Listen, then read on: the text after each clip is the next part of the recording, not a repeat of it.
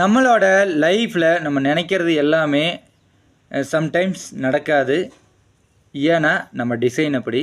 But எது நடந்தாலும் கொஞ்சம் யோசிக்கணும், ஏன் நடக்குது அப்படின்னு. உணர்ச்சி வசப்பட்டு உடனடியாக நம்ம முடிவுகள் எடுக்கிறங்காட்டி தான் நம்ம தோல்வி அடைகிறோம் 100க்கு 100. உடனடியாக ஒரு பிரச்சனை வருது அப்படின்னா அந்த பிரச்சனை யாரால் ஃபஸ்ட்டு வருது அப்படின்னு பார்க்கணும். நம்மளால் வருதா இல்லை நம்மளை சுற்றி இருக்கிறவங்களால வருதா அப்படின்னு ஃபஸ்ட்டு பார்க்கணும். நம்மளால் வந்துன்னா நம்ம அதை கரெக்ட் பண்ணிக்கணும். நம்ம சுற்றி இருக்கிறவங்கனால வந்தது அப்படின்னா அவங்க கூட போய் சண்டை கட்டிக்கிறதுனாலையோ இல்லை அவங்கள பழி வாங்குறதுனாலையோ எந்த யூஸ் இல்லை. நம்மளுக்கு தான் டைம் வேஸ்ட்டுங்கிறது நம்மளுக்கு என்றைக்கு புரியுமோ அன்றைக்கி நம்ம மெச்சூரிட்டி லெவலில் ரீச் ஆகிட்டோன்னு அர்த்தம். அடுத்து என்ன, நம்மளோட ப்ராசஸை அதிகப்படுத்துகிறப்போ அவங்கனால நம்மளுக்கு ஈடு கொடுக்க முடியாது, அவங்களாவே விலகிக்குவாங்க. முன்னேறி போவோம். உன்னுள் உன்னை தேடிய பயணமே நீ யார் என்று வழிகாட்டும். நல்லது செய், இல்லையா நல்லது நினை, பயணப்படு.